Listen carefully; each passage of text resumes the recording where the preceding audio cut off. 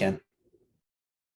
Awesome. Okay, so we will use this temporarily, and then I'll see whether I can get the other Zoom going.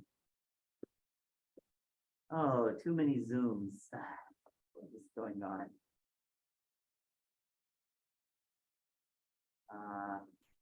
Okay, let me just continue for a few minutes. Can you all still hear me online?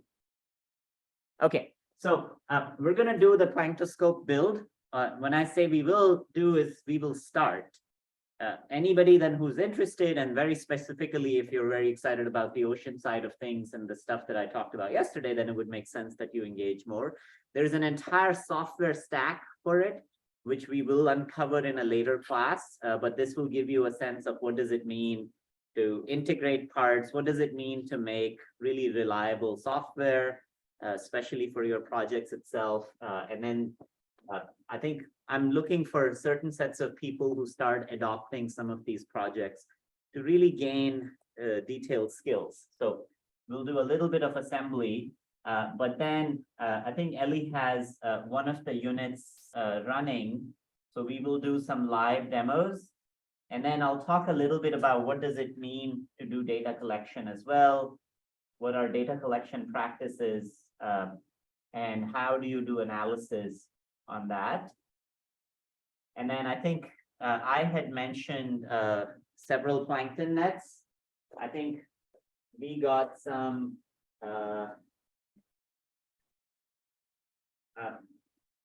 this is a new plankton net that we have also been developing to sort of small scale, very hardy. I'll have Elaine and Tafia talk a little bit about the nets that we also developed in Bali. But we will take these nets. So this is the kind of a net that we use out in the field to try to see what we catch in the lake. And then the connection is we use these types of nets as a way to first start the sample that will then be analyzed with something like a planktoscope. The other skills for today to kind of think about is, as you will see, there's a lot of laser cutter parts. So the next tool, now on the tool side, we've covered Fusion 360. This is all very straightforward, is a training on laser cutters. And I'm assuming you all know and or have possibly played with Illustrator or any of the Adobe tools. That's good enough to do 2D CAD, which is what you need for cutting parts. Although, oh, I think I can now try this. So I'm gonna try this again. Trial number 2. So that's the agenda. It's quite full. And I think the idea was we might split folks in groups while the online group is working on some stuff. You guys might see something else, and then we'll flip things around that way. Just okay, this thing is not even online anymore.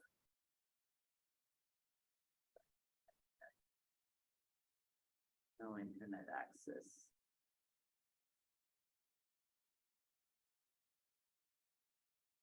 Abina, do you want to try seeing if you can get this one on the network? Yeah. Do you have EduRoam? I do. Yeah, you want to log in here? Yeah. Because I think, yeah, it's just useful to have a moving mic, basically. Yeah. Or the other thing you could do is try seeing if you have a Logitech that it can connect, because all I want to use is just this camera. And if anybody can get that working on their computer, then we can move stuff around. Okay, so I think maybe the thread to first do is, Ellie, I guess you need some samples, right? I was just going to say, yeah. Why don't we do that? First, you can take your time, ramp up to a point where, I guess, is this one online? Not yet. So I'll have to just share my screen with. Yeah, why don't you take your time, plug it in, get it ready for a demo. And then in the meantime, I'm going to walk through some of the assembly part and just talk a little bit about the logistics of what we're going to do on the assembly so you're all aware. And let's do that collectively with the other camera work. So if you just try that. I think that's the best option. Yeah, we don't need that. So now if you go in your Zoom, it should give you two options. Yeah, USB camera. Awesome. And turn your video on. Okay, perfect. So the camera is back online. I'm going to be moving some things around. So if you guys want to just come over here, we'll walk through the Planktoscope as a quick demo. Oh, and then can you mute my Just the audio. audio, just the And output then audio? the volume. Yeah. Oh, how are they hearing me? I They're turned on hearing- my audio. Okay. Yeah. Awesome. Yeah, I think if you guys want to come all the way here, because now everybody is, And there was the question. and then is there a way to non-blurry?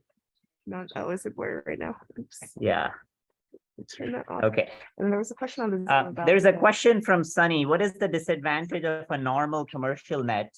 The normal commercial nets can cost anywhere from $800 to $1,000. And so that by itself is a huge barrier.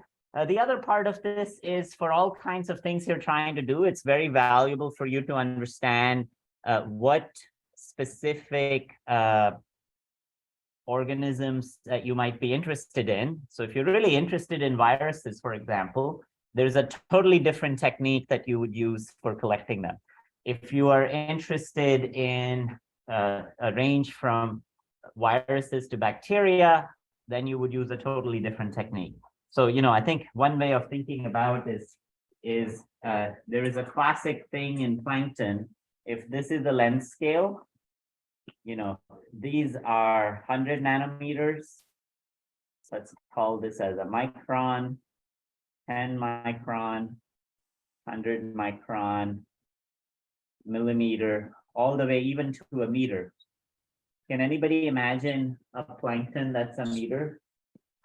You guys know what is that thing that can almost be a meter, but it's just floating around in the ocean? There is something like that. You get stung by it. Huh? No, jellyfish. Yeah. So the difference between the word plankton and otherwise is just this notion that it is under the currents of the ocean. So jellyfish is one where there is this fine boundary, but eels and other fish, and they are much more independent, so we don't call them plankton. Although what we are discovering is that more and more we look in, even in the smallest organisms, they have their own will, they go where they want to go. So it's not as if, I think we're trying to change this paradigm that the ocean, it's not a passive, everything that's floating, because the word plankton means wanderer, which is as if it's not at it's at the mercy of the ocean. And what we're realizing, it's not completely at the mercy. So the reason you build your own plankton nets is you might be interested in this scale. This is called picoplankton or nanoplankton. There are some of the most abundant photosynthetic organisms that are actually in this range of cells that are less than a micron. It's one of the most abundant cyanobacteria, for example, that produces a massive amount of oxygen on the planet. And interestingly, for the longest time, many folks and oceanographers had their nets that were between, this range, and you ended up essentially not catching them. And it took someone that took a technique from cancer biology and medicine, which is flow cytometers, flow cytometer is essentially something very much like a planktoscope, except for smaller things and much, much, much faster. But it's also very delicate. It also costs, $200,000, $300,000. And they took that out to the sea and discovered the most abundant organism in our oceans. So, I think this is kind of when you frame shift, you discover new things. The nets we will be using today will depend, I think I have to check the mesh size for that. Might range from, 10 microns, 200 microns. And basically what you do is you catch everything above it. And then you filter out with a couple of different techniques. There are a couple of things when they get large are also very delicate. So this is the other part of understanding what's happening in these nets is that you're catching something but not destroying it. And so when we go to the lake, we will kind of see for certain things it's good and for certain things you need other techniques. Okay, so that's the question. I'm going to transition and just show you all the parts, but on your own computers, you can just open up the website, which I guess if I show here on the browser, it's just planktoscope.org. How do I? Oh, I have to choose a person. Planktoscope.org. And then, Ian, can you help Ellie setting up the demo for the Planktoscope? Yeah. So if you just go to that site, oh, I am connected here. What I'm gonna do is transition and connect because I already have this right here. So what happens when we get two inputs? Let's disconnect that and connect this. You've all seen this website essentially. It's detecting. It did detect here. Okay, so you've all seen the site. What we are passing through here, and just so for everybody to be on the same page for a second, I'm just going to share my screen. We are on this site. You can go in and dive in and look at assemble your kit. And I'm just going to be walking through parts fairly quickly here, but this is really what we will be passing through right now.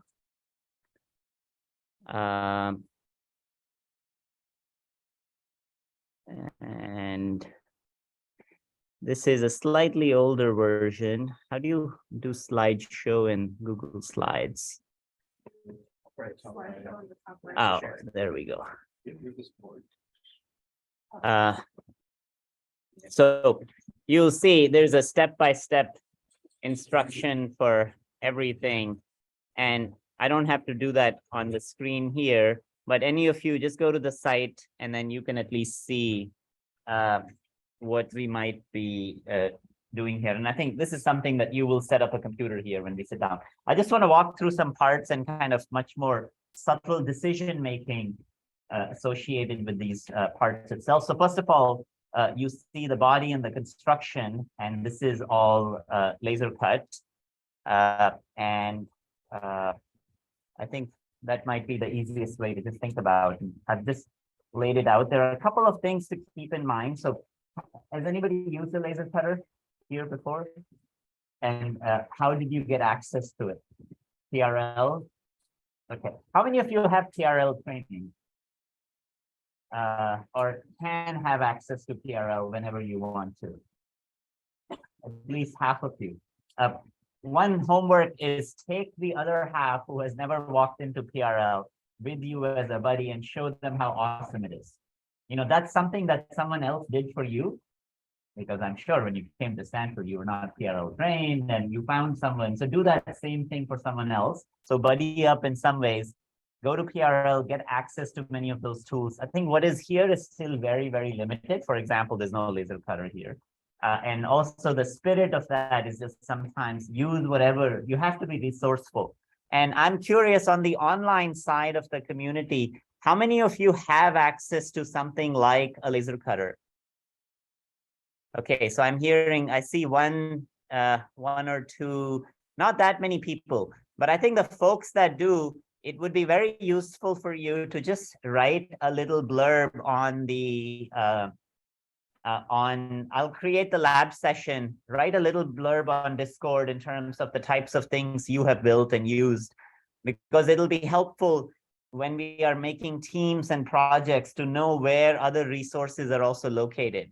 And so at least in every team, if there was somebody who had a little bit of a shop access, that would be helpful. So I'm going to try to distribute such that the global resources are also just accessible in teams. So if any of you who have shop access and are accessing the class globally, do try to write that in your introduction. Write your introduction and say, oh, and by the way, I'm PRL trained and I have this and this access. And if somebody's online, say, by the way, I have this and this access and this and this skills. They can also be software related skills as well, for example. Okay, so let's walk through this for a little bit. Just like you did for, so first of all, you can see burn. These burn marks are from the laser. The way that these CO2 lasers work is you can see the smoothness on the side. It literally removes material. And so that leads to a very important idea that you have to know, which is called kerf. And if you're trying to make something press fit, which this is not, so I'm going to try to fit this, for example, and you'll see that it just went in and out very easily, right? It doesn't stick in here. I can insert it, I can take it. That means that the kerf, which is the amount of material that you remove as you pass through, is too large. And so if you're trying to make press fit, which is the most fun thing on a laser cutter, the first thing you can do is make a box, very much like this is the hello world example of laser cutting. And what it refers to is that if in a sheet I want to cut a box, the laser passes through here, and then there is a dimension here, D. This is the material that the laser is removing. So now if you want, another object to fit in that hole, what do you have to do for this thing to perfectly fit in that hole? What should you do? So if this was 1 millimeter, and this was 1 millimeter, and my kerf was 100 microns, what should be the size of this second? Let me bring this a little bit closer. It's not a trick question, but it is important to understand. Otherwise, all your laser cutter parts won't work. So let me, Baba, if you want to come on this side, we have a box that's 1 millimeter by 1 millimeter. And I'm trying to fit this peg in this hole as a perfect press fit. But your kerf is 100 micron, that's the width of a material that got removed. So in your CAD, if you chose 1 millimeter by 1 millimeter in CAD, how much should you choose here for it to be a perfect tight fit? So very slightly less than 1 millimeter. Yeah, and then you can actually calculate that. So go to any laser, and this kerf has to be measured because different power, different time of the laser, it essentially changes. And so one of the things that you're trying to do is you first just make lines and you go measure it. That's the material that's removed. And so then you know that whatever dimension you put, if the kerf is called D, the actual dimension will be whatever dimension you chose minus D by half, right? Because kerf is symmetric, and that's the dimension you got, and you want A minus D half to actually be equal to whatever you chose here to be the case. So if you chose this to be M, this actual dimension is what? So in this case, because this is a hole, the hole that got created here was M plus D by half. Does that make sense? Because this is larger and unfortunately this is smaller. So any positive parts you make are smaller and any holes that you make are larger than what you want. So just keep that in mind. So now when you think about this object, for example, I would make this edge to be larger by the kerf and this edge to be smaller so that then I can make that fit. And then you would get a perfect press fit. And there are many designs of press fits and other things that are out there. Press fit is really fantastic because it reduces all kinds of glue. It reduces assembly time. It creates beautiful parts. I don't know how many of you know, lots of parts in your airplanes are only press fit. So that might scare you a little bit. There is no glue, there is no rivet, there's nothing. It is just stress and load. Because what ends up happening, there's a beautiful, if I had polarizers and you take any acrylic, you've seen those stress patterns? No? Okay, let me just show this for 1 second. This is a fun trivia fact. This type of an assembly, why does a press fit even work? It's actually not intuitive. So like this stress patterns. So I'm just gonna share. This is a little trick. I don't know if you all can see my screen now, but just let's take a look at this beautiful picture. You know, what you're seeing here is not art, but real data. And one fun way of thinking about this is, yeah,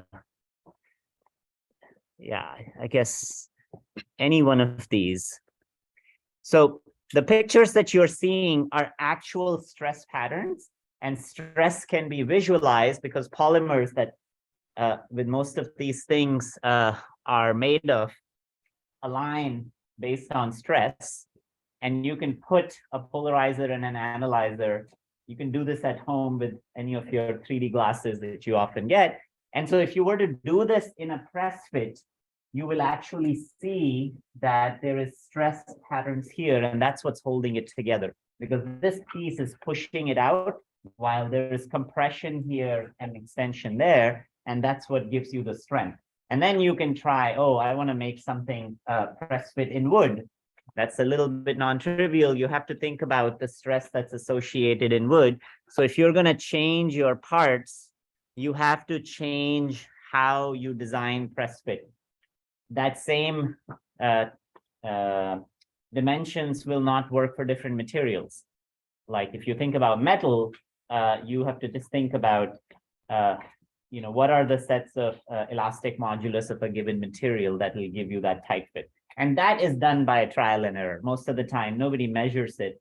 But there's lots of really clever designs out there. If you just search for press fit designs, one of my favorite one is an old friend of mine who has a clip kind of a design, and he uses it for, there's a lot of material that's made for chopping boards, like all of you when you cut vegetables. There's a very specific, and that material is very broadly accessible. I think from a sustainability point of view, we're transitioning and making a lot of our projects and products out of wood. If it is compatible, and it turns out for this one, we were able to find one type of wood, but there is a lot of other sustainable materials that are coming online. For training purposes, for prototypes, acrylic is really good.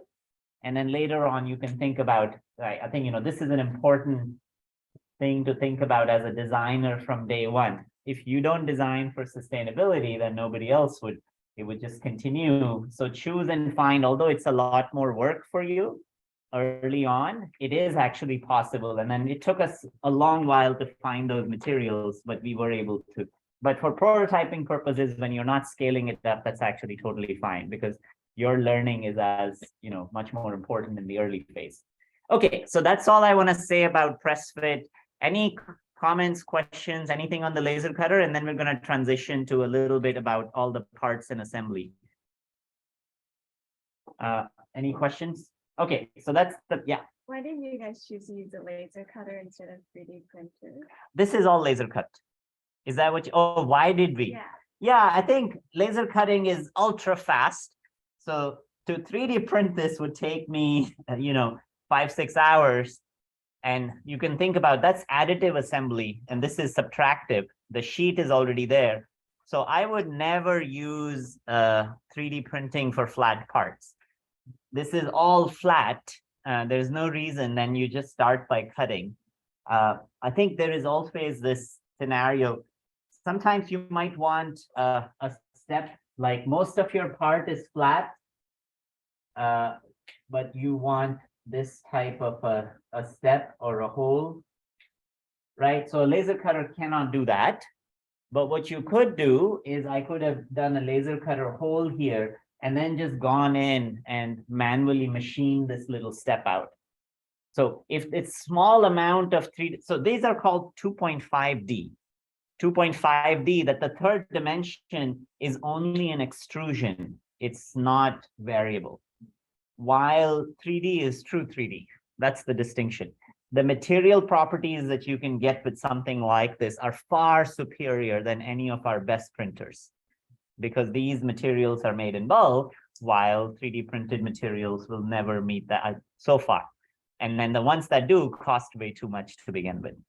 So unless you really need, and I think this is also, I could have made this into a nice fancy curved ball, and that's what a lot of designers do. In large scale production, that's trivial because you can make the molds. But for your projects, you should minimize the complexity of your thing unless it has a real function. Don't put it in as yet. You could put that later. But I think, just this is, there is another tool that PRL probably has, WaterJet, right? So WaterJet is the same thing as a laser cutter, but for much more stronger materials and including metals. So then if you had a metal sheet and you wanted to do this as sheet metal, you could also just do that. And I think for some of you, does anybody have WaterJet access here at PRL? I wouldn't trust the water jet cutter as a PRO right now. Old and Okay. it's an outdated model. Yeah. What I'm super excited about is a new WaterJet that has come out that is desktop. And I couldn't believe it early on, but the pumps for those are now available. So we've been thinking about trying to get something like that, but we don't have the budget. But I think at some point of time, but you should definitely take a look. It looks and feels like a laser cutter, except it cuts all metals. And then there are a couple of other laser cutters that have ramped up that also do metals, but their kerf is not so good that you could just start assembling stuff. You really have to clean and polish them too. So those would be the other two tools to keep an eye for.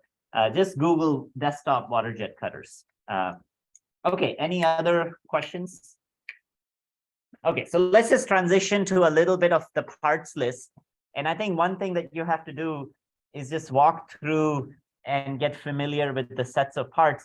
The reason I am walking through all of this with a little bit of time is not because I want all of you to make Planktoscopes. This is a done project. This is scaling, but I just want you to just think about parts. This familiarizes you with parts. And so of course, the most common one right there is, I don't know how many of you recognize that. That's probably the most recognizable computer in the world. So that's a Raspberry. One of the fun things that did happen, I think this is Raspberry 4, was that they were totally out of stock for the longest time, and they were being sold on eBay, and we had to stop our whole project because we couldn't afford $500 Raspberry Pi because people had hoarded them during COVID. I think they're back online now. They are really still fun. For large scale production, you don't actually need this. There are much more powerful processors that are out there, but if you have never done a project with Raspberry, it's actually time to, just like the Fusion 360, get used to it. This is going to be around for a long while. It is the most friendly kind of an onboard computer that you can see.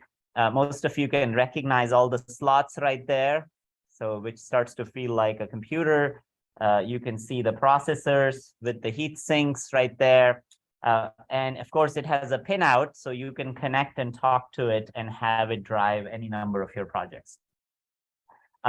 There is a way of thinking about the first thing that we will do, because this is a microscope, is that this needs to talk to a camera.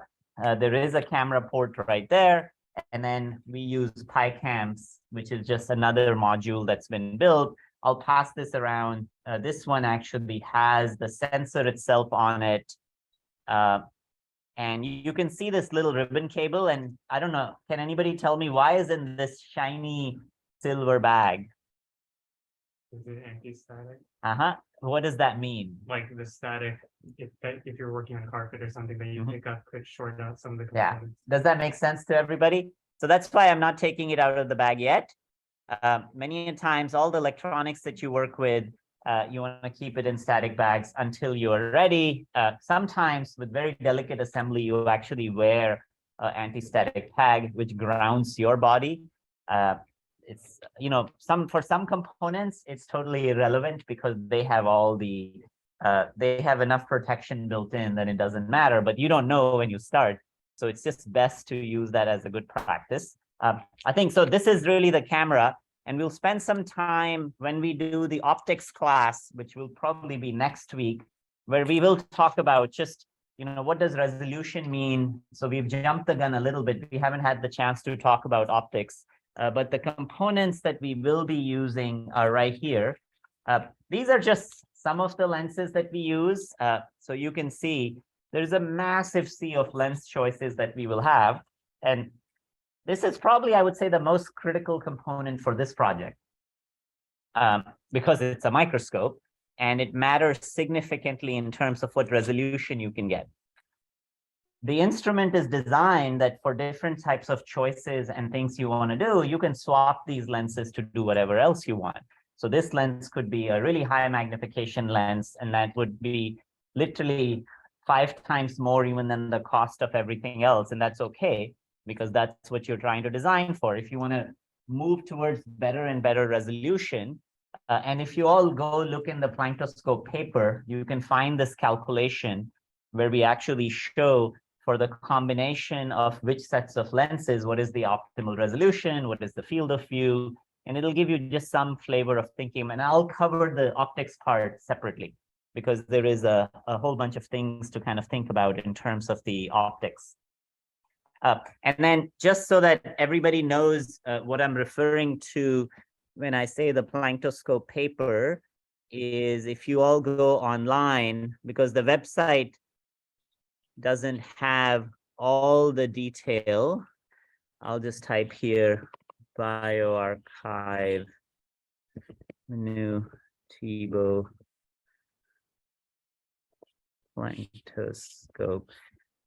Here is much more of the technical document, and then you can go click in here, and that's also all the team members that have made this possible in round 1.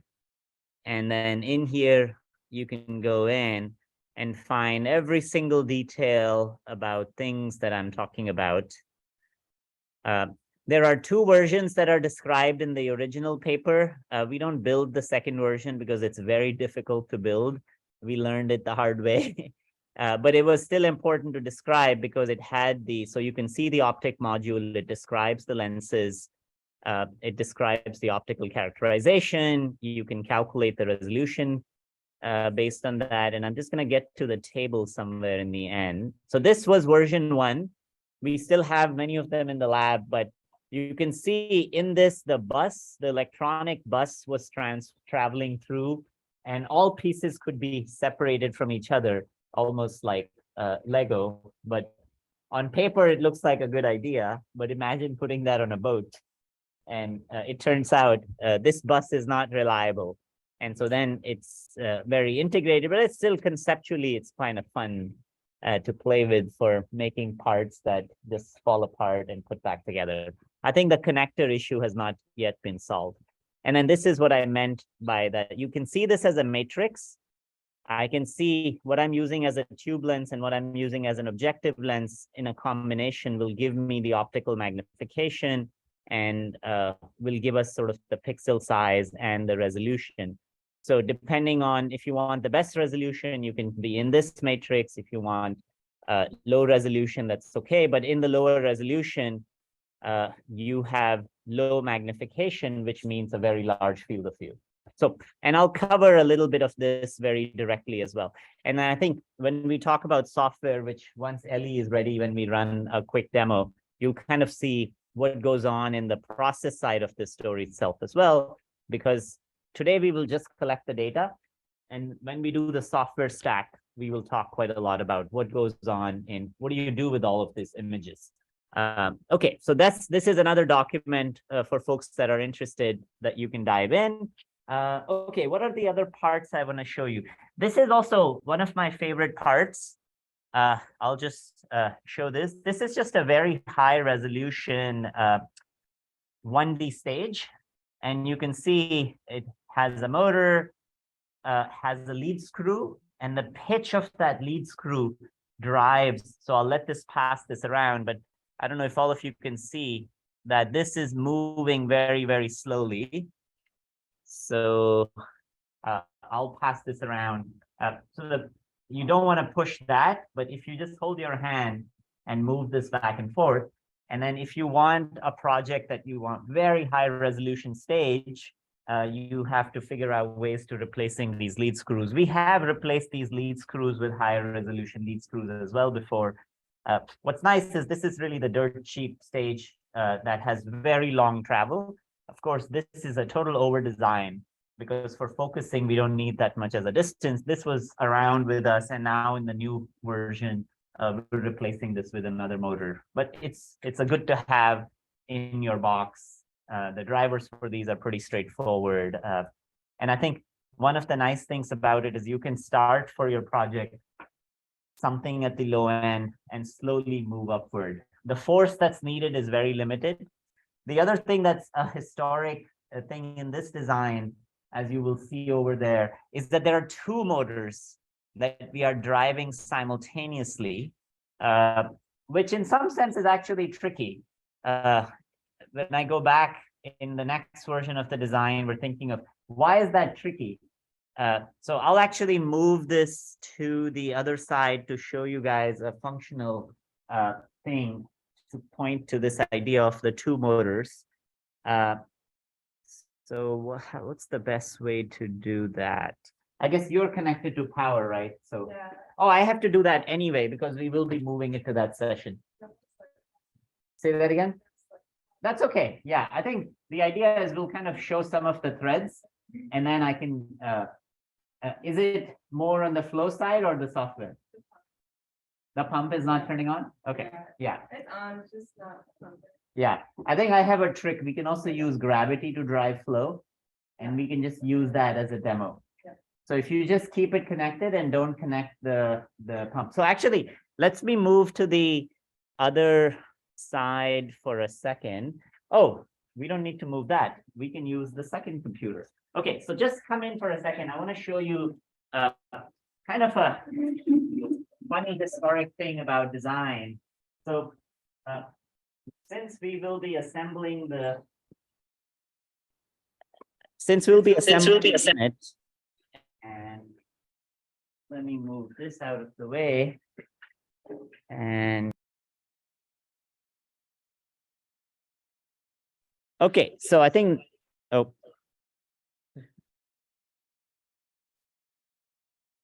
That. And then this. Okay, can you all still hear me? Okay, so I think I wanted to show you something which is kind of a historic context of design. Sometimes we make choices and then we are stuck with them.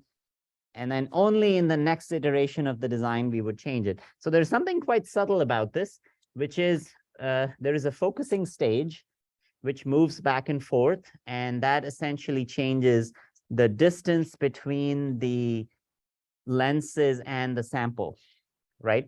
And one of the key aspects of this is you can see that there are two of them mounted in parallel. So I'm just going to show this to all of you for a second. Do you all see the two stages, the two motors, right? Why is that a not so great idea? I mean, it works, but think a little bit through in terms of The motor control is much more complex because you have to like sync them on the section. exactly. Does that make sense? Because it's only a one-dimensional degree of freedom, right? The movement of the stage is 1 degree of freedom, but I'm using 2 degrees of freedom to actuate that. It's easy to do because it keeps things planar and I don't have to worry about. So from a design, this is the types of choices you make. Sometimes, so what has happened is that a more complex software driver to keep them sync is actually low cost. And that decision is enough that it robustly works.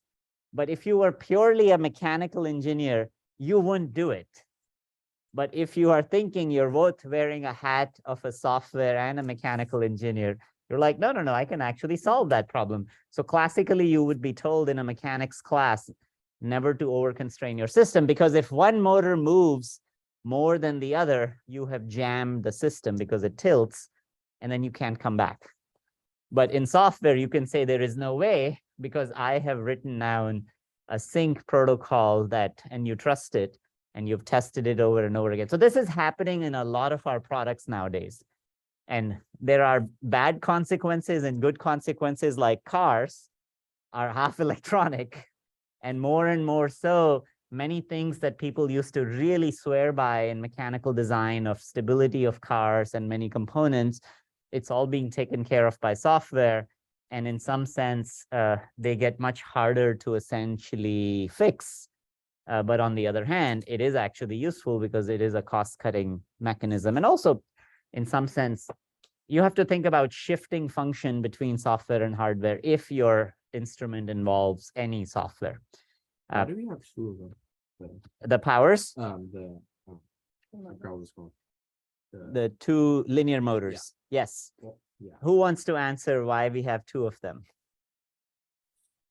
This is the same discussion we were having before. So think about, I want to move this and keep it perfectly flat. Okay. That's the key. And I also don't want it to be anywhere in the optical axis. So I have to hold it side. And I also don't want to cantilever it. Because if you cantilever it, we are talking about microns. So the field, the depth of focus of a lens can only be a few microns. And if you cantilever, it's going to wave around. And if it waves around, it gets out of focus. And if it gets out of focus, then that's no good.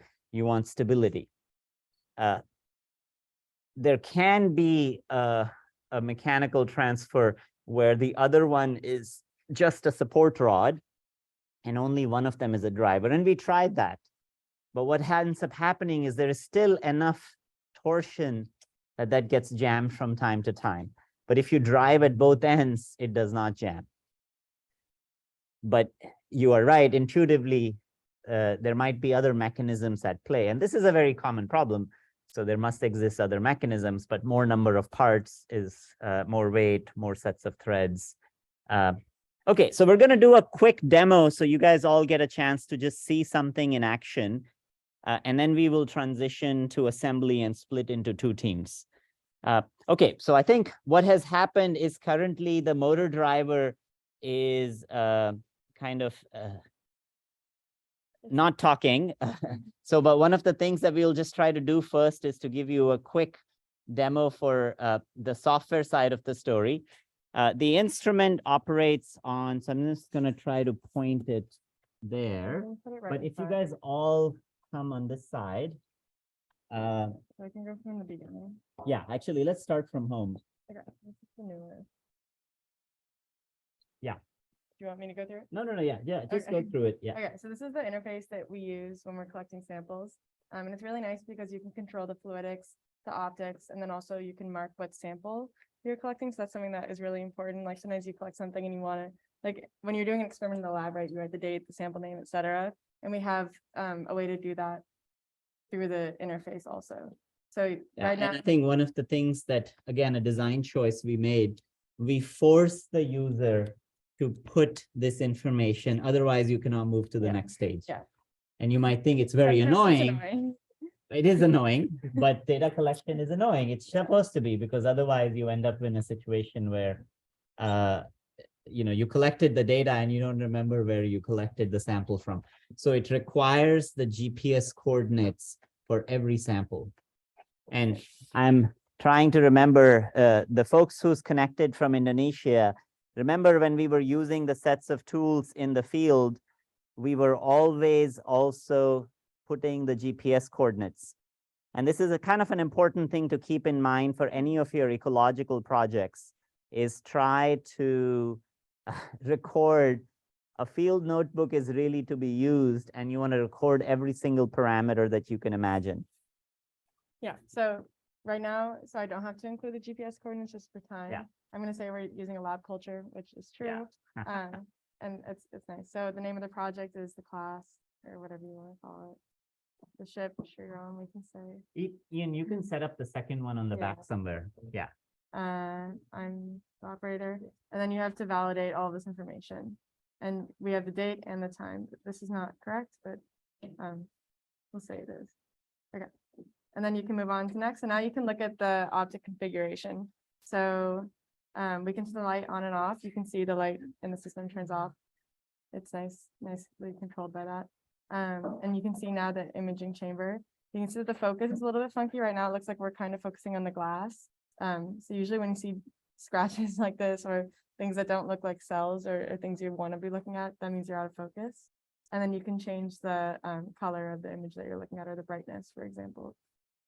So you can make it dimmer, depending on what you are looking for, you can play with these parameters to better highlight the actual sample that you're looking at.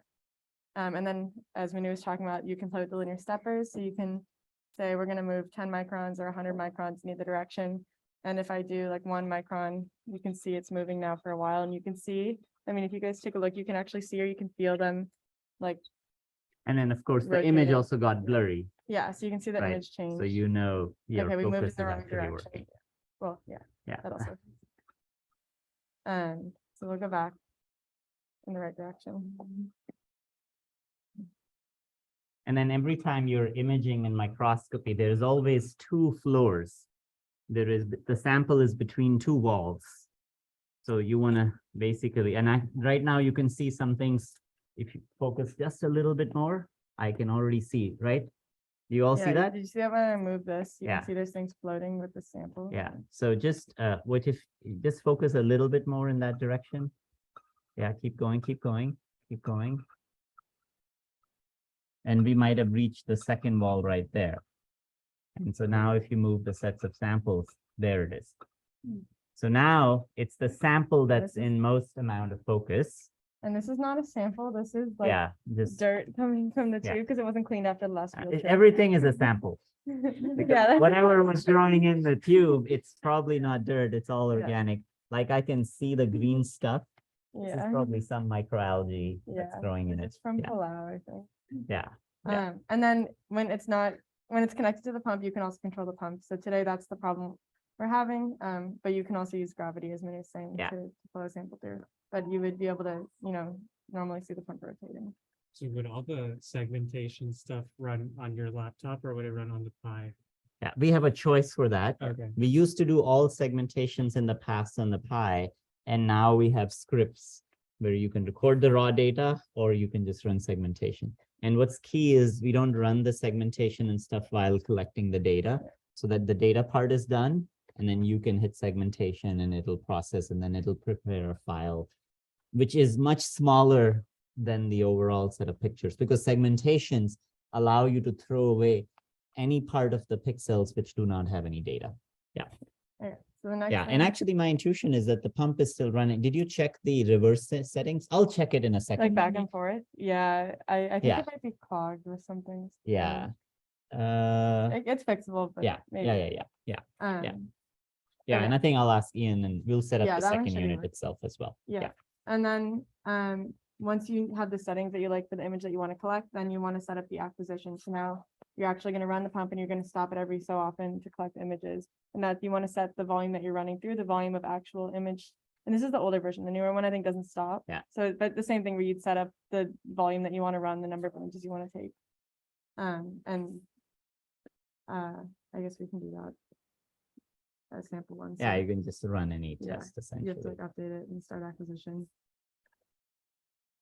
And you can see it, you can watch it as it's running. I mean, okay, it's not doing it now because the pump is. Why don't you add more water to it? Yeah. You're gonna see that you will just get continuous flow, which will be fun. And then if you raise that higher and higher, so right there is the flow. And That's raise it awesome. higher, and now this is flushing the chamber. Which is that there are air bubbles. You want to remove all the air bubbles first before you start. So just keep loading it. And Lower this one. yeah, this, if we lower, I'll hold this right there. We should go. Yeah, I'll hold this one. Why don't you hold that? And you see now that's gravity driven flow. It's much slower. But you can see that the plug is still moving. Sometimes you want to knock it in. You all see those plugs passing through? And I'm hoping at some point of time, there we go. Oh, and that's the cultures. Actually, Ellie, can you hold this here now and I'll show the class. So this is sort of what you've all been waiting for. Is Yeah, there we go. So depending, and this is something that's cool, where like you, depending on where you're holding it, like in respect to the other one, you can actually control the speed of the flow. So you can see I can stop it by holding them at similar heights, whereas if you hold it up here, now you can control the flow. and So of course, different all of rates. this is done by the machine, not by hand, but we're just playing. This is for today. Yeah. But you can, if you're in the field and it breaks, you can still use it. Yeah, but I think one of the threads is that there are literally hundreds of thousands of cells there. And no matter how much microscopy you do on a single microscope, you will not have an intuition for everything.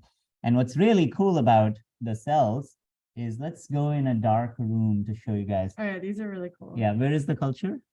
It's all in the tube now. Okay. So that Let's pour just a tiny bit in back into it. yeah. Or actually, you can let it run for a second and then we'll take the stuff. Let me that's in dump there. what was in there because there was a little Yeah. milky water. Yeah, actually, yeah. Why don't you just put that in a tiny bit of a. Actually, there should be some salt here. Yeah, that's good. I want to show you guys what these cells actually are.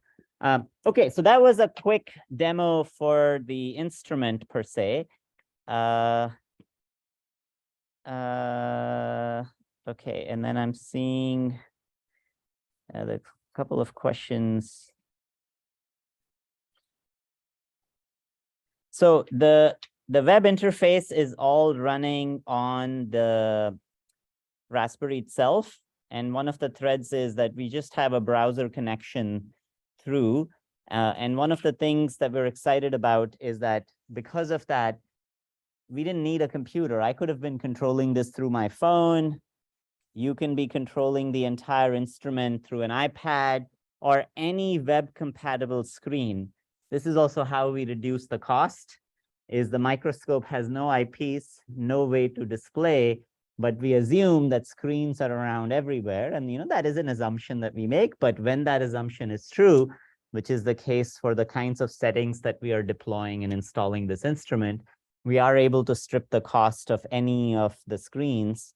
And then because all of that data eventually has to be analyzed at a later stage, the screen is just a temporary way of checking, are things working or not? So that's another design choice we made early on, because initial versions, we were thinking about displaying something, but that significantly reduces cost, because even some of these small color screens can cost $50, $60. So there's a lot that's been shaved out. Yeah, let's do a quick demo for the cells. Now the question is, what is the darkest spot that we can go to? We used a bucket in Puerto Rico. Yeah, we could do that. Let's try going in that room for a second. We're going to show you something quite magical about these cells. I don't know whether it'll come up in the screen for a second, but let's try it. So let's try making this room as dark as possible. Oh, this is it. Let's go behind that screen. We'll do it a group at a time. Yeah. It is literally a dark box. And then we can put one there. Okay. Here is a door. It's still bright. It's still too bright? Yeah. Did you shake it already? Okay. Yeah, I think it might be that we can't. What if you do a triangle? Yeah, I think, Ellie, do a triangle where this thing is more like that, like a tent. This was clearly not planned, but I realized it is. If you've never seen this before, it's quite magical. What do you think now? Still too bright? No, I think it's just this one we didn't add milli-Q, right? No, this one shouldn't have milli-Q. Yeah. I think it just, is it really dark? I can still see, like, it should be dark enough in theory, but I can still see light. Yeah, if you can see light, then it's a little bit hard. Yeah, but just tap them. Nothing happens? No. Okay, so we'll have to do it in the lab. We'll kind of go by the lab sometime. Anyway, the exciting part was these are bioluminescent cells. And this is what causes bioluminescence, but you can watch that in a single cell kind of a setting. And we'll bring you guys to the lab to see it at some point in time. Also, you can go to smallest bay and see this for yourself. Yeah, I think, and we have been trying to capture cultures from a local pond. How are we doing on time? It's 10:36. Okay, so I think we have two options. One possibility would be is to divide up some teams. One team, okay, let me just ask a quick question to the lab for a second. How many of you are excited about going to Lagunita and learning how to do plankton toes? Because if I was to propose half of people go and half, would everybody want to go? Yeah, okay. So we're going to do one thing. Let's all go and collect some samples because let's all go together. We have 2 nets. We're going to try to do a toe. And I think the online folks, you can stay with us. It depends. I'll probably have the Zoom running on my phone, and we're going to collect some samples. If you want to take a break, some of you who are online can remain connected and can take a break. I think we're going to take half an hour or so, get some samples, and then we will divide into a couple of groups. One group will only focus on collecting data. Another group can spend some time on the assembly, and another group will spend some time on finishing Inkwell. But before we go, maybe I'll do a quick roundup on Inkwell for the web class, because all of you have spent some time on it, but they haven't seen that as yet. So why don't you guys start walking and I'll meet you guys there. So I'll finish this. Ellie, I guess if I do Lagunita, huh? No. Why don't you take everybody? I will do the Inkwell for the online class, and then I'll meet you guys there and take the nets with you. Yeah. Okay, and you can leave your backpacks here if you want. Okay, so I think while folks in the class are going to the lake to collect some samples, any of you have any questions before I tell you a little bit about what we covered in the last class, and also about a new project that we haven't publicly announced, but we are about to post it. And we did some assemblies for those. So any questions on what we were discussing so far before I transition to tell you a little bit about something totally different? You guys can turn your screens on if you want, and I'm gonna get a unit in my pocket. Just give me 1 second. Yes. Yeah.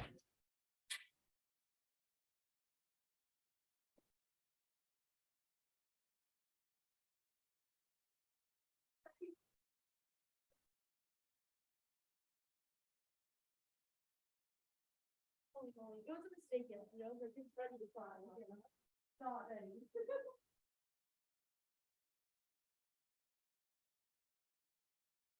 Yeah.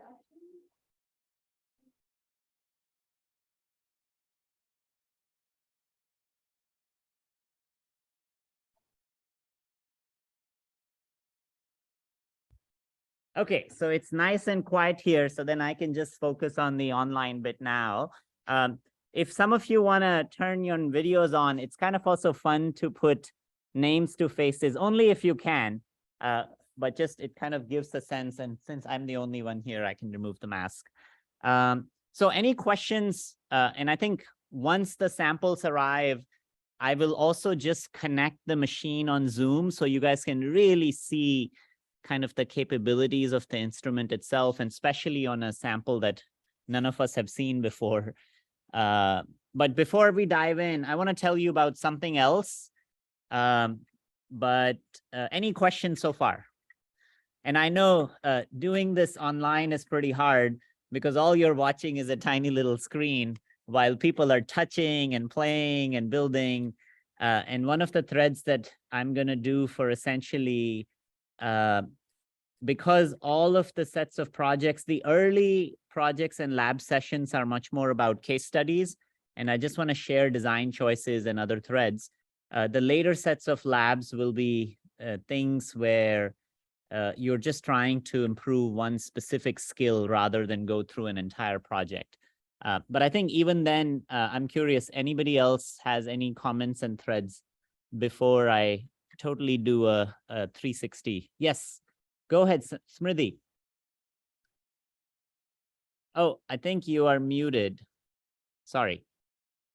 Can you say that again? Can other people hear Smriti? No. Yeah, I think Smriti, we can't hear you, but you could type. Is this better? It works. Yes. Okay. I was just asking if there is time, then can you explain how does the Planktoscope actually work? Because I couldn't, or is there some reading that you can direct me to Yeah, I think there is on tons how? of readings to just start with. Start with the planktoscope.org website, and then also just read the paper. You know, kind of this is a academic group, so you should all dive in and always read the source in terms of there is almost a 40-page document that really describes the function. But the simplest way of thinking about it is it's a flow-through microscope. So there is a microscopy component and a fluidics component. And what is very exciting is, although I'm only talking about the marine applications, we're also using this exact same instrument for many diagnostics applications like urine infections, clean water related threads. It is a way, whenever you use a microscope, you take a drop and then you see everything that's in that tiny little drop. A drop can be maybe 10 microliters, while the problem that you're interested in, say, urine infection, we are using this for schistosomiasis diagnostics. You know, anybody, when we pee, we can easily pee 10, 20 milliliters of urine. And I want to identify if there are pathogens, and especially eggs for schistosomiasis in that. And literally, it's about high volume imaging.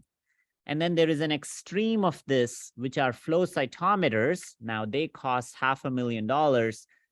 They have incredible throughput. Then we're talking about 1 million cells being imaged sometimes per second, which is just a mind-boggling number to think about.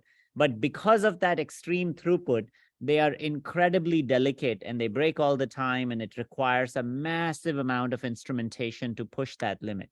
So Planktoscope fits right in the middle. It's not your regular microscope.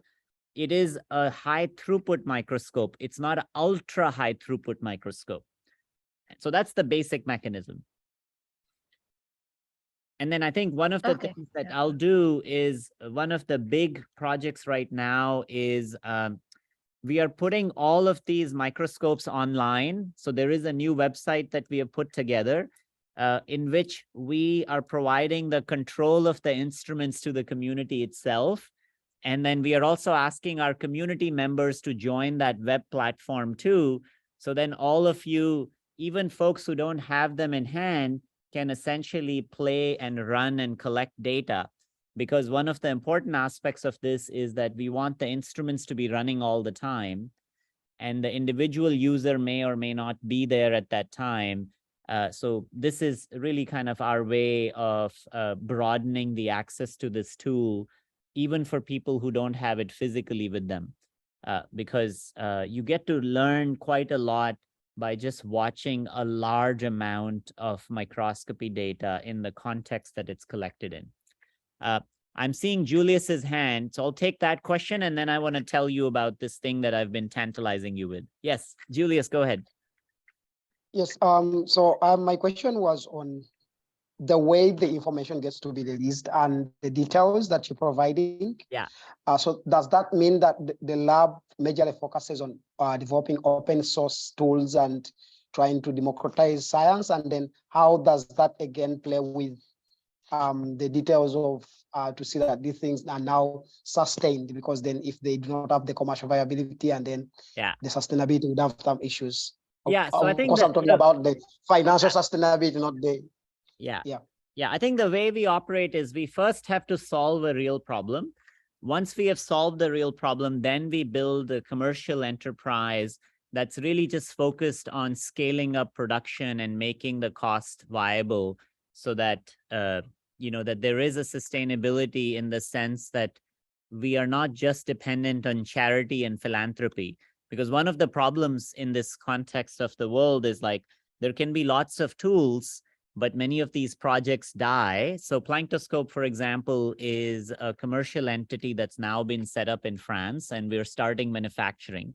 But at that same time, for all the projects that we do, we build firstly a user community, and for such sort of individual users, the first round of Planktoscope is open, and there are around 100 people and 100 communities that have already built them and are starting to use them. So that continues while there is the long-term, larger scale manufacturing that kind of ramps up.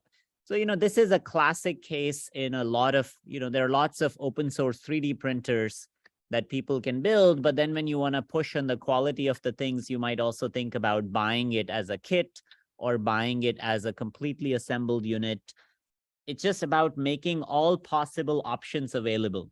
If you were to assemble the whole thing yourself, it will be the lowest cost, but it will take you time and getting that parts. And that's perfect for some people. When people are trying to think about commercial implementation, there is a lot of, like, for all the medical implementations, we are putting up regulatory documents. So because the medical side of the story, which I'll talk about a little bit later in the class, is open source medical devices is not such a trivial, there is an ethical sets of context around that too. The design process can be very open, but some entity has to take responsibility in the medical space. So a lot of our medical tools, although we open them for research use, while if it's going to be impacting patients, it's actually also important to think about entities that take responsibility when something goes wrong. And this is a massive space. And I think we are writing a couple of case studies with what we did in COVID with ventilators. It was a very valuable way of thinking about how to design in the open, but also still build and find, either build ourselves or find the right kind of partners that are then the implementation partners in a specific country. And so the ventilator project finally ended up in hands of 3 manufacturers that we are supporting. But in those 3 countries, India, Nepal, and Kenya, they are taking the regulatory responsibility that the highest quality products will be put out. Because the goal is that we're not there yet that somebody in a garage is going to make a life-saving ventilator and then start using them themselves, because that's quite tricky. Not in that it's complex. Lots of people can do complexity, but the risk factors associated and building a regulatory framework is where. And on the other hand, if you look at the insulin world, a lot of very interesting things are happening where people are experimenting by connecting commercial devices in ways that the regulators have not approved. And they are really pushing the bounds, but they are doing experiments. But then it's an individual responsibility in some sense. So this is a massive space. And I think we will dedicate an entire session on this. So this is a perfect segue point, because I'm about to tell you about an open source medical device. And this is kind of a problem that we faced in the field, and we resolved it finally. But it's an intermediate step in diagnostics. So the object that you're looking at, we call it Inkwell. And, for the last 200 years in the malaria field, we have been making smears, which is you take a drop of blood from a patient, you smear and smush it on a slide, and then you image it. And one of the problems in terms of thinking about that as an approach is, I'm just going to open my slide deck to show you the problem that we discovered with this. Of course, malaria, as you all know, is incredibly important as a problem. And later on, I'll talk about malaria diagnostics quite a lot, because that's a space that has been an important space for us in many different ways. I am just looking for a picture from India that I want to show you that got us started on the path of this particular problem. And of course, whenever I look for a slide deck is exactly when I don't find it. But I know I have it somewhere right here.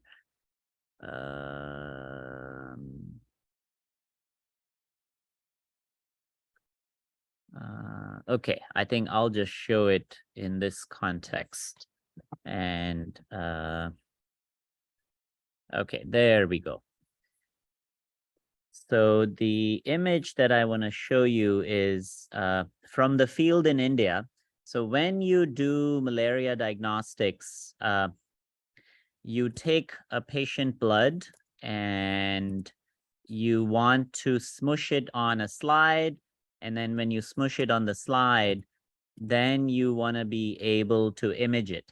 And so many of the clinical colleagues here know this process very well. This is called thin smears. And you can see out in the field what the conditions look like. So this is actually a real community health worker working in one of our field sites in Assam, out in the field. He's taking a single finger prick. You can see the slides, and then these are the smears that he made. The way you make this is you put one slide on top of the other slide, and you do a lot of training. And if you just do it right, you get this perfect smear. And what you can see here, a clinician will describe this as a terrible smear.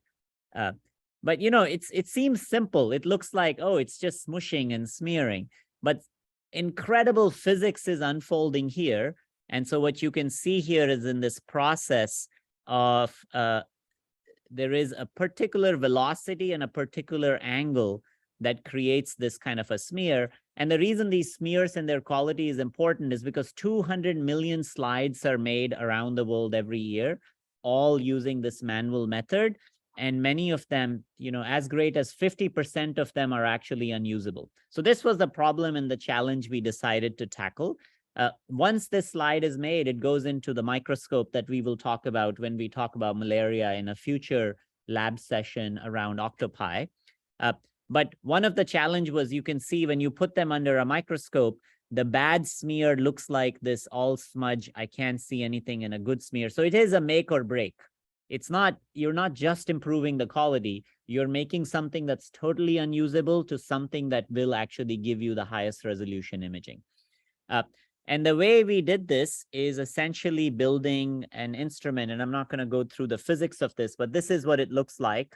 And at the heart of it is, so you can see the device. There is no electricity, it's purely mechanical. And inside it is a syringe. And I'm just going to play this for a second. All you do is you press, and this object just moves back at a constant velocity. Now that constant velocity is both tunable, and I'm going to open this for a second to show you the magic. What we are using is air as a spring, and there is a little orifice here that sets up the hole size that you're pressing. So, you know, this is very similar to if you take a syringe and you close its tip in your hand, and then you try to squeeze it, air will bounce back. So we're essentially using air as an incredibly repeatable spring. So the velocity at which it returned back drives the kind of motion. And then I'll actually show you what a good smear looks like right here. So we're just going to play this particular movie. So you first put your normal slide, you put the second slide. I'm going to put a drop of blood.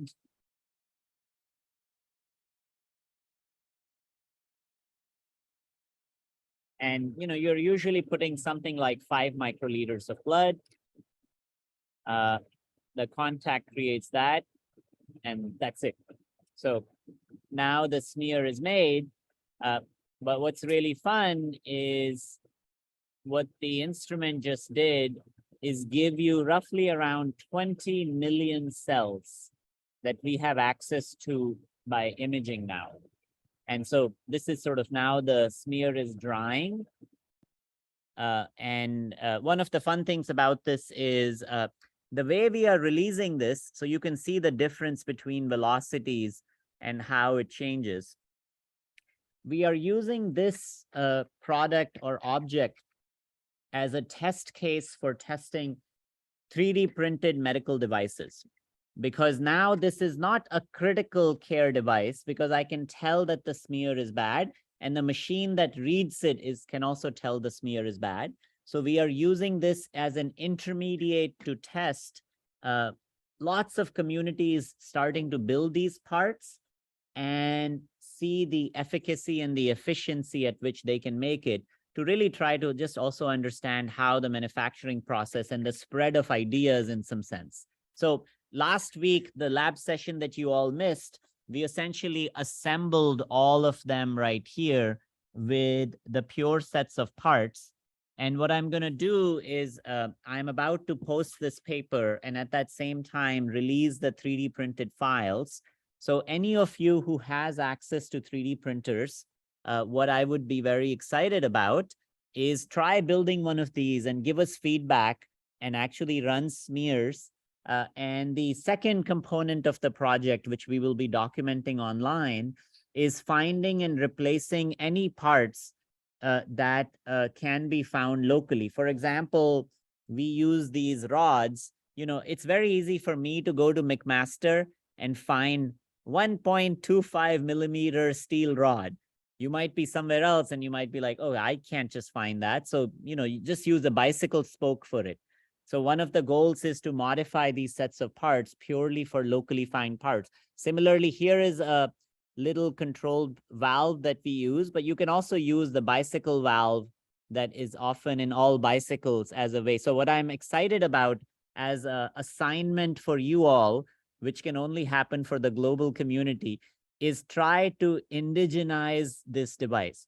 Try finding a component. I'm using this tubing, and there might be another tubing that you can find, and then we will test the performance of it to just make sure. And everything else is on a regular 3D printer. So this is something that's standardized, and we have tested many types of printers. That doesn't change the quality. And then the next exercise would be is you find a clinician in your community and you give a device to them and talk to them. And this will give you the framework of thinking about how to work with clinicians.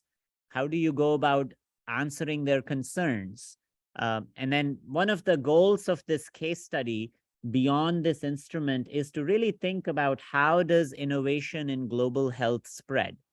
And how do we make sure and we design that there is really and again, I don't think we are there. If I was to give you all the files of the ventilators that we made, I would be concerned in terms of people assembling and testing them right away, because ventilator is a critical care device. The moment it fails, a person dies within literally a minute or so out of air. While on the other hand, there is a spectra, and we often end up applying the same rules to all the products, which don't make sense. So this is essentially a sample preparation tool. And so starting with something like that is kind of a way of exploring how technologies spread and how do we get these out. And of course, there are many other methods. We're also assembling this in large scale. We now have a manufacturing partner that's going to be making these at a very large numbers. But one of the other things that we want to do is distribution is always a very complex puzzle. And so what we want to think about is what is the local manufacturing context of that looks like. And I think this is also why this is a very particular project for at least some of you who are excited and are in places where malaria numbers are very high. Like I know I'm looking at Marwan here, and I'm looking at Julius and a couple other people. I would be very, very excited about making sure that we get to a point where we test local manufacturing of this and then explore, next sets of steps. So anyway, this is kind of what I wanted to mention. It was very important, and I know you guys missed some of those. Any questions on this thread?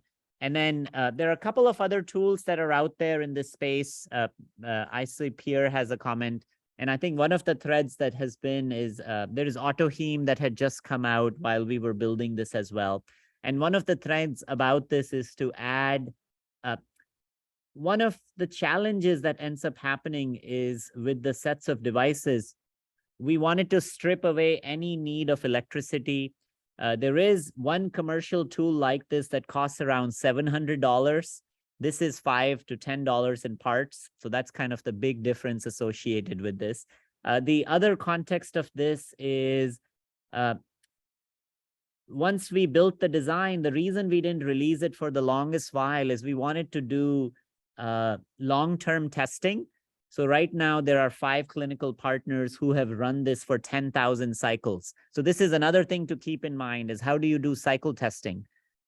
And for medical products, it becomes very important because then you can say that this is the lifetime. Because for other projects, when your project fails, it's no big deal. But in a medical sense, when a project fails, it actually has a huge implication. And I think many projects, and especially projects in the domain when we are just starting, it is very important to think about your design from a context of long-term testing. And then there are a couple of techniques that we developed in this in thinking about how do you really do that in an autonomous manner. You know, when a car gets rolled out, the car has already been tested for a gazillion miles on these platforms that are built and designed. So I think when you're thinking about projects, this is something that's very important, especially for some of you who are going to choose the medical track to begin with. And I think, you know, nothing is online about this, but literally I'm about to post that. So you guys will see and hear and get the PDF files. And then I'll also share all the versions of this, and you will kind of see the history of the design itself. Maybe it's kind of fun to show that to all of you in a second, because kind of one of the things that ends up happening is this is the usability testing. This is the, you know, the 10,000 cycle testing. And suddenly my, this was funny. I wanted to show you all the, let me just recompile this. The history of design, because in the class we were talking quite a lot about this idea of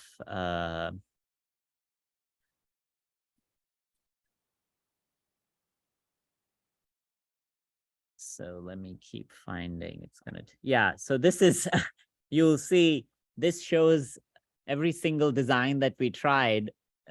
They kind of look like cars. They look like peeling tapes. And then eventually, just to give you a flavor of, for all your projects, you will see lots of props that don't work, and it's perfectly okay.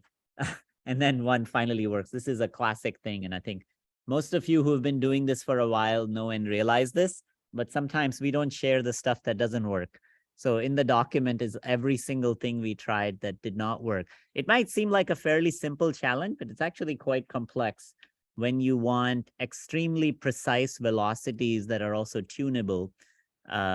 And there is this thing, the mathematical term or the mechanical term for these is viscous dashpots. And these viscous dashpots by themselves cost roughly around $200. So it just, but a syringe can actually be, which is less than 2 cents. And we make 1 billion syringes every year. And the reason we use a syringe in this is because the precision on making syringes and the tolerances are incredibly, incredibly high, because you cannot make a mistake, because it's a very, you know, it's a very challenging market. And although the price is very low for a syringe, the precision in syringe manufacturing. And so we borrowed that component because the regulatory standards put very high bar on syringe manufacturing. So this kind of gives you an idea of when you are stealing subparts from other manufacturing techniques, where should you look for? Alankrit and then Julius.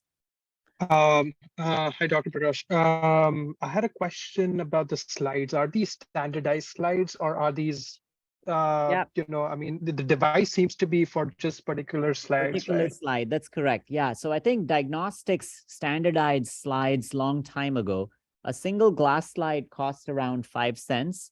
And in the malaria world, actually slides are reused over and over again as well, because even slides that are so cheap can sometimes be a bottleneck because of supply chain. And I think one of the things in literally a lecture, maybe 2 or 3 weeks from now, I will just talk about the process and the history of slides. You know, the purpose of this class is for you to find joy and excitement and ideas in things that we take for granted. So a slide is actually a pretty complicated thing. It's a phenomenally flat surface manufactured for such a low cost in such a global scale. And there was an era, if you go to the really old buildings sometimes, you will see that the glass gives you a type of a blur, which is very strange. It's almost as if you are dreaming. And what that comes from, there was a transition point in manufacturing of glass before float glass was invented. And float glass is a surface tension-based technique. Every glass that was made before that never had a flat interface. And then float glass came along and then gave atomically smooth interfaces. And that's really where the standardization of glass slides. And there are lots of devices that use in imaging, and you know, the kind of commercial models that are used is this term that's used in business, which is the razor model. You know, give the razor for free and sell and squeeze out every little dollar out of the blades. You know, in my mind, that's unethical on so many levels when it comes to human lives and health. So there are lots of diagnostic companies out there that will make the device. The device is expensive. They'll get that out for cheap. But then the little thing that makes it work, they will make it extremely custom. And that is just the wrong design principle if you want global access, because then the supply chains end up being the bottleneck. And most of the time, if you see currently in COVID and many other tools that were ready to be used could not be used because that supply chain bottleneck. And again, you know, that's really where, when I go out to the field, I'm out there and I see all these fancy machines sitting, and they're like, oh, we haven't had the supply for this cartridge. And the cartridge is nothing but a piece of plastic, but the geometry is very specific. So I think the reason we built our malaria diagnostic platform on a glass slide and not use a very custom object is primarily because of that, because we want supplies to not be, once the device is there, everything local should be capable of running infinite number of tests until the device really runs out. And, you know, as a business, that's a different type of an approach. But, you know, when you think about global impact of health products, what is the point of putting all of this infrastructure? You know, when Ebola hit, billions of dollars were invested in West Africa to try to curtail.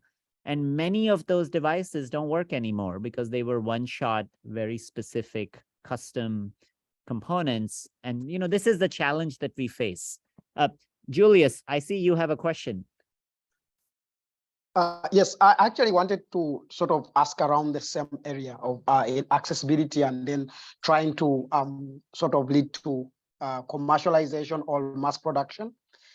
There's this phenomena of people saying like low cost, frugal, gets the world buzzing, and then they'll get the funding to develop, validate this product, and then there is no investor that's going to come and invest in this solution because the reimbursement is not there, like what we call the value of death. And then so it seems like you have the art, or if not the science, of now getting investors or manufacturers to start to mass produce these solutions. How do you do it? No, I think I'm in the valley of death and struggling all the time as well. So there are no one-shot solutions. It is project specific, it's product specific. And so I think one of the threads to think about is, for all of these sets of things and the sets of challenges, just thinking purely in a capitalistic framework might not be the answer. You know, malaria as a market is not a market problem to be solved purely by capitalism. So what you have to build as both as a business and as a sustainable set of a solution, you have to navigate around the space and get other people to also see that that approach will not lead to the long term, and also tie it to the types of the broader benefits that come about in tackling problems like that. So I think I'm not saying that I have all the answers, but it is important to realize that business as usual is not the approach for the, I mean, climate change is another problem, right? If I have a phenomenal carbon sequestration technology, and if I only apply it in California and sell it for maximum profit, it does nothing on a scale that's needed. And so you start thinking a little bit about this framework for global challenges. And I'm not saying this is not true. If you're making a fancy car and it's about adding lots of bells and whistles, while other people have other cars, it's totally okay. But when it comes to make and break technologies where somebody's life is on the line, when many of these climate solutions are in a scenario where they're massively needed, we do have to think about all approaches. And I'm not saying that you should throw out the traditional capitalistic framework. It is about working with the system, but also creating alternate systems. And what I'm very excited about post-COVID, there is a lot of partners that we have been working with in just increasing manufacturing capacity for people. Because, and again, you all are part of that conversation itself as well, is there are lots of eager people that are excited to take on new challenges, but just haven't ramped up. I mean, I don't know if Prabha from India is online. I'll have her talk a little bit about what happened in COVID and in India and how they ramped up their chemical supplies for all the reagents. And it was a very important kind of a transition, and then the government supported that significantly as well. So if we are ever able to make a change, this is the time. And, we're coming out of a pandemic where people are waking up to see that global health, I think the Gavi had just said this very well. Global health has always been about going into two cycles, is panic and then forget, and panic and then forget. Ebola happened, the whole world panicked, then everybody forgets. And then COVID happened, everybody panics, and then everybody forgets. So how do we get out of the panic forget cycle? I mean, this is a fantastic time to actually do it. But, I think when we talk about scaling, which will be kind of the end versions of some of the lectures, we will talk quite a lot about this. And, I think this is also one of the goals of creating a community, because then we can lean in on each other. One person might have one idea, one person might have one type of a funding support. We can figure out ways to extend that beyond. But, I think my kind of a comment on this is you have to be optimistic, but I'm not trying to minimize the scale of all of these problems. Just, all of these are really big problems. I'm looking at the time. Oh, go ahead, Alankrit. Yes. No, I was just saying, to add to what you were saying, Dr. Prakash, I think it's important to give local people, the money, the economic sense, the manufacturing capacity to come up with their local solutions and create small businesses out of it. I guess that's the way towards scaling. Yeah. I believe that. Yeah. And I think we will talk quite a lot about scaling, and we'll kind of put them in different bins so that all of you are aware for many of the projects, what are ways. And, sometimes it does take 5 years or so to get to be in a stable point where you can really figure out that solution. And so I want to keep that length scale, the endurance. You should be ready. If you're excited about solving large problems in the world, build your endurance. That's really that grit and resilience is one part. Okay, I'm looking at the time. It's already 11:15. I'm going to go run to the lake and go collect some samples. I think one thread that I'll do is I'll take some videos there and just post that online so that you guys don't have to stay. I know it's probably pretty late itself for all of you, but we'll catch up. And, lab sessions are always kind of last minute and planned in certain ways. So please use Discord as a way to ask questions. I ask all the students here to take really detailed notes. So then I will ask them to post their notes itself so that you all can read through in terms of things that you might have missed, because, running lab sessions in Zoom and physical, it's quite complicated. But I will ask lots of students to put all the notes so that the Inkwell assembly notes are accessible to you all. And then on Discord, I will describe 2 homework assignments. One is the back of the envelope, write your own question And my hope is Tuesday is the first one when we will discuss. I'm hoping some of you would have finished by then. So whatever question you have found, try to do the first back of the envelope calculation for that. And then I think in 2 or 3 weeks from now, we will bring up Inkwell back again for at least some of you who have CAD experience or want to learn CAD, build and design alternative parts, redesign the same thing, play around with it, find local components. Because I think, I can talk for hours and hours and hours. It doesn't change anything in your skill set unless you practice. So I'm going to try to give you guys enough practice, but the ownership is in all of you. There are no exams. Nobody's getting any grades.